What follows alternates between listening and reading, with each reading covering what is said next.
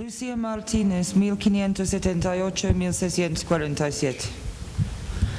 Doña Lucía Martínez habitaba más arriba de la plaza de Chulumani, cerca de la capilla de San Juan Bautista. En los meses de invierno, cuando los manantiales y riachuelos de arriba se secaban, acostumbraba a levantarse a las 5 de la mañana, cuando todavía se sentía el frío que bajaba de la cordillera, montar en su mula blanca y seguir la fila de pongos y criados con sus asnos y cantros. Amanecer en el río. Ella vigilaba a sus propios sirvientes para constatar que llenasen los cantros con agua limpia, aguas arriba de los lugares donde la chusma satisfacía sus necesidades. Los días de lavar repartía personalmente el jabón de fabricación casera entre las lavanderas, y los domingos iba con su envejecida doncella a un lugar apartado para bañarse y lavarse el cabello con cuti cuti, antes de montar la mula y volver al pueblo mientras los aguateros sudaban en la cuesta. Los domingos y fiestas de guardar se ponía una saya con listones de cedro y mangas postizas de encaje. Se perfumaba con agua de azahar de sus propios naranjos. Iba a la misa de las 9, la cual presenciaban todos los vecinos. Había otra misa a las 11 para los indios. Días ordinarios, cuando ella llegaba a la casa, el inmenso horno de barro en el patio ya echaba llamas por su boca, mientras los indios panaderos pegaban la masa en una batea de madera más larga que un hombre. La señora y su doncella formaban los panes, pesándolos en una desvencijada balanza que, según doña Lucía, su difunto padre había traído de Trujillo de Extremadura, y los mismos panaderos los metían al horno. La doncella se ponía a batir el chocolate y Lucía los sorbía junto con los primeros panes dorados y olorosos en el corredor de la casa, mientras la doncella llenaba los balayes de las mujeres que venían por pan caliente. A sus 45 años se nombraba indudablemente entre las vecinas del pueblo, pero había perdido mucho rango como consecuencia de sus relaciones con don Pedro Mamani de Mancasaya de Quirguas. Su padre, extremeño de nacimiento, llegó a Potosí huyendo de la justicia de sus tierras y en la villa imperial no olvidó las costumbres de la rufiandad. Siempre daba gracias a su santo San Sebastián por haberle mandado don Antonio Ortiz de Toronda, dueño de la hacienda de Apapa, quien lo contrató como mayordomo y, en mandarle a los yungas, le sustrajo oportunamente de las garras de los alguaciles potosinos. En Chulumani nadie sabía de su pasado, no engañaba a su patrón más de lo aceptado, y este le hizo casar con la criada de su hermana, cuando la sirvienta se encontró en la calle después del fallecimiento de su señora. Lucía Grajales era flaca, desdentada, muy beata, y rozaba los 40 años en el día de su matrimonio, pero era criolla legítima de padre y madre española. Su señora le había prometido legal y la dote para entrar al convento de la Inmaculada Concepción, pero en el invento se murió sin testamento y Lucía quedó entre dos fuegos, buscar su suerte en la calle o entre los brazos del mayordomo barbudo y barrigón. Aceptó a Sebastián Martínez como la opción menos riesgosa y rezaba el rosario entre dientes mientras su marido ejercitaba sus derechos conyugales sobre el cuerpo pasivo de ella. Sin embargo, no tenía que padecer durante mucho tiempo.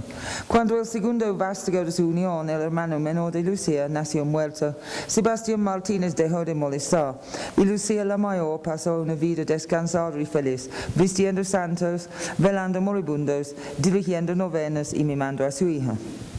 Ellos habitaban la casa del patrón en la plaza, donde él llegaba apenas una vez al año para la fiesta de San Bartolomé. Sebastián no llegaba con mucha más frecuencia.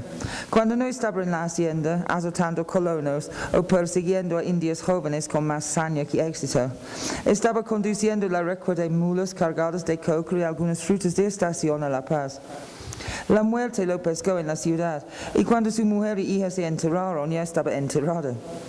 Para ellos no significaba más que una oportunidad de dar misa y recibir pésames, y la vida seguía como antes, con las mismas remesas del patrón. Lucía Martínez tenía entonces 16 años cumplidos. El día después de su 17º aniversario conoció a Pedro Mamani. Pedro entonces llevaba apenas 3 años en la secundaria. Sus negocios en ciernes le obligaban a caminar por todas partes y todavía no le habían proporcionado las ganancias, la gordura y la gota de sus años mayores. Pero ya tenía el afán de refinarse. Buscaba la compañía de los españoles, se negaba a hablar en aymara y imitaba los modales de los huiracoches hasta echar aceite de oliva en su comida, aunque solía aflojarle el estómago durante días después. Los vecinos lo toleraban porque aliviaba el tedio de la vida pueblerina. Cuando estaba, compraba vino para todos. Y cuando no estaba, sus pretensiones proporcionaban una fuente inagotable de risas. Pero las borracheras y las burlas eran asuntos masculinos, que no entraban en el mundo femenino y virtuoso de las Martínez. Lucía la joven era tan rolliza como su madre era flaca, aunque con los mismos callos en las rodillas de tanto rezar. Vivía oprimida por deseos que no podían nombrar ni en el confesionario, y que solo tomaban forma en sueños confusos donde ella luchaba con hombres sin cara y despertaba sudorosa y anhelante. El anhelo se resolvió inesperadamente el día cuando su madre le mandó buscar unas hierbas para curar el bebé de una vecina. Vagaba por las huertas castigadas por el sol, bajo el calor soporífico de la paca, tratando de agarrar los tábanos. Recogió un puño de hierbas entristecidas por la falta de lluvia. Al fin se sentó a descansar. Sin darse cuenta había bajado casi al río. Estaba dormitando cuando una sombra cruzó su regazo. Levantó la mirada y vio a un hombre de 30 años, lampiño, con su cabellera negrísima cortada al oído y ostentando un coleto de ante encima de una camisa blanca como la nieve. Llevaba un bastón con puño de plata. Antes que ella pudiese pronunciar palabra, él se agachó y aplastó de una palmada un tábano que posaba en su tobillo blanco. Y de allí, tan rápido como la mordida de una víbora cascabel, su mano subió entre sus muslos y se hundió en la maraña sudada donde se juntaron. Ella dio un grito de susto y trató de incorporarse, pero él ya la tuvo abrazada. ¿Qué? balbuceó. No es rico, dijo Pedro y tapó su boca con la suya. El bastón rodó hacia abajo y las hierbas olvidadas se encogieron bajo el sol. Nuestro Señor Jesucristo fue el único esposo que había excitado los deseos de Lucía la vieja y nunca imaginó que su hija pudiese ser diferente. Lucía la joven seguía soñando, pero el hombre de su imaginación ya tenía cara. Cuando por Candelaria Pedro volvió a Chulumani, ella aprovechó del pretexto de ir por agua para encontrarle. Le enseñó la puerta del canchón detrás de la casa. Lucía la vieja dormía en sueños los justos y noche tras noche la hija bajaba en puntas de pies a entregarse desenfrenadamente al gozo carnal entre la luz lechosa de la luna y la sombra de los naranjos de la chacarilla. No dieron importancia a la trápala de cascos y voces en la calle, ni siquiera cuando se abrió la puerta del canchón. Lucía había engrasado sus bisagras para que se abriese sin ruido. De repente la luz amarilla de un farol venció al fulgor blanco de la luna y un coro de risas y disparates saludaron las nalgas cobrizas, bombeando relucientes de sudor en un marco de camisas arrugadas y piernas blancas. «Mierda», dijo Pedro. Se incorporó bajando la camisa de la muchacha y tapándola con su capa. Amarraba con urgencia las agujetas de su calzón mientras trataba de averiguar las caras de los intrusos. «Indio atrevido, ¿qué haces aquí?» «Eso creo que vuestra merced ya sabe, caballero». «Nombre de Dios, esto es la huerta mía, no el bordel del pueblo. Alza tu ramera y andate a dárselo en el chiquero de donde has salido». «Lo que ordena vuestra merced». Lucía estaba paralizada de susto y vergüenza. Pedro tenía que hacerla parar por la fuerza. Tuvo cuidado de mantener su cara tapada por la capa. El que llevaba el farol les alumbraba al pasar. «Es el cacique, mamá, ¿quién será la dama?» Jaló la capa descubriendo una cabellera castaña. «Santos», dijo don Antonio Ortiz, «es la hija de mi ama de llaves. Le ha gustado la carne negra. Buena verga ha de tener el indio». Las carcajadas los persiguieron hasta la calle. Corrieron cogidos por las manos, cruzando la plaza desierta hacia arriba, sin parar hasta llegar a la casa cerca de la capilla de San Juan. Pedro golpeó la puerta hasta que alguien sacó ruidosamente la tranca de adentro. Entraron. Un indio viejo les miraba abúlico en la luz opaca de un mechero de grasa. El cuarto estaba lleno de bultos que emitían el olor penetrante de la coca. «Wina paniripit, ratuki», dijo Pedro. El viejo salió arrastrando sus pies. Pedro alzó un pellejo, lo sacudió y lo tendió al suelo. Siéntate. Él tomó un banquito. No llores, aquí puedes estar. Comida, todo hay, criados, cocinero, mejor vivirás. ¿Y mi ropa? Mandaré a tu mamá mañana. Mi mamá. Lucía sollozaba. Pedro le tomó de la mano. El viejo regresó con una jarra y 2 copas. Aquí toma, kokasti. Akak just bemak tatai.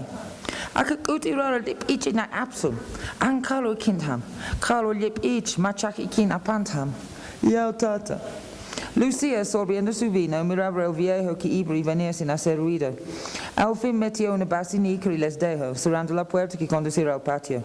Pedro, sonriendo, señaló las frases rayadas de colores vistosos. Ella se deslizó entre ellos, mientras él se quitaba sus botas, medias, jubón y calzón, y se tendió en su lado.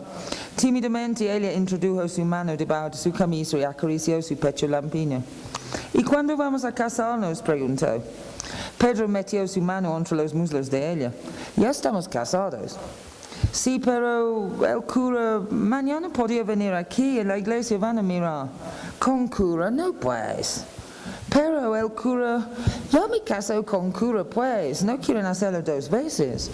Mi mujer nunca viene aquí, tú vas a ser mi mujer en Yungas. No llores, no te faltará nada. Lucía, no grites así, no haces escándalo. Lucía, cállate si no te voy a pegar. Al amanecer, el nuevo mayordomo de Apapa se presentó en la casa de San Juan, acompañado por un pongo cargando un bulto que resultó contener toda la ropa de la moza, sus peines, sus rosarios y otros cachivaches. Doña Lucía Grajales, viuda de Martínez, manda estas pertenencias a Lucía Martínez y le ruega no regresar a su casa ni tratarle de ninguna forma porque ya no es su hija. Durante varios meses Lucía no salió a la plaza, ni siquiera escuchaba misa. Pedro iba y venía dejándola en compañía de la cocinera, una india que solo hablaba aymara y de eso poco todavía. Un día él apareció con unas mulas cargadas de harina de trigo y sugirió que Lucía, para no estar de balde, hiciera pan y masitas para la venta. Así, poco a poco, su vida asumió el ritmo que tendría durante el resto de sus días. 6 meses después del nacimiento de Hernando, Pedro llevó a ambos a La Paz y hizo bautizar a la guagua con un amigo suyo, comerciante de vino. Al volver, Lucía decía a todas las mujeres que venía por pan que se había casado en la ciudad. A los pocos días apareció su madre, trayendo unas camisetas bordadas por sus propias manos como regalo para el nieto. Se abrazaron llorando y la madre invitó a la hija a una novena en la casa de uno de los vecinos principales. Lucía volvió entonces a la misa de las 9. Iba sin Pedro. Con las comilonas y el mosto él había engordado mucho y prefería quedarse en casa mientras sus ayudantes corrían con sus mandados y Lucía le atendía con platos criollos. Entre los ayudantes estaba un joven taciturno y moreno llamado Esteban. Lucía tardó mucho en descubrir que era hijo de su marido putativo y una india de Urupana. El día que Pedro firmó los papeles para la compra de la hacienda de Sinagani, Esteban le acompañó donde el corregidor y después sirvió los tragos durante la borrachera de 5 días. Asumió el puesto de mayordomo de la hacienda y cuando Hernando cumplió 10 años y Pedro lo llevó a estudiar a La Paz, dejó a Esteban encargado de cuidar a Lucía y ayudarle en cuanto fuese menester. 3 años después, en 1612, fue Esteban quien llegó de Oyune con la noticia de la defunción de Pedro, por causa, dijo, de la viruela que estaba haciendo estragos en arriba. Lucía guardó el luto riguroso durante 1 año y aguantó la insolencia de ciertos sinvergüenzas que se ahogaban llamándola la viuda de Mamani. Había otros que le acusaban de pecar contra la naturaleza con su doncella, una recogida blancona con rastros de bigote que acostumbraba a rajar leña con hacha y montaba a horcajadas. Su posición como patrona de una hacienda de casi 30 colonos le aseguraba un lugar en el pueblo. Cuando rezaba por el alma de su cónyuge, que sin duda habría muerto sin confesión, siempre daba gracias a la Virgen de la Concepción, devoción heredada de su ya difunta madre, que Pedro había dejado los papeles de la propiedad en manos de ella. Únicamente la piel olivácea y la barbilla lampiña de su hijo denunciaban su antigua vergüenza. Incluso le empezaba a gustar el hecho de que Hernando viniera con menos frecuencia a Chilumani. Cuando él pidió los documentos de Sinagani para montar un negocio trajinando vinos desde Moquegua, los pasó a sus manos sin pensarlo 2 veces. Cuando llegó la satuca a Chulumani, al principio Lucía no tuvo idea de quién fuese. Como pretendía ignorar la existencia de la otra familia de Pedro, nunca le había incumbido interesarse por sus demás familiares de arriba. Apenas se dio cuenta de Manuel en sus pasos fugaces por la casa de su hermano durante la búsqueda interminable de tributarios errantes. Ni se preguntaba si tenía mujer. Después de la muerte de Pedro no volvió más. Fue, como siempre, Esteban quien le informó de la noticia. La bruja ha llegado con los papeles de Cienegani, dijo. Los ha llevado al corregimiento. Quiere pagar la tasa de todo el año pasado. Pero si hemos pagado el año pasado, ¿y qué bruja? No hemos pagado. En la mitad de Candelaria del año pasado, el Hernando ha venido y se lo llevó de golpe a toda la cosecha, ¿no recuerdas?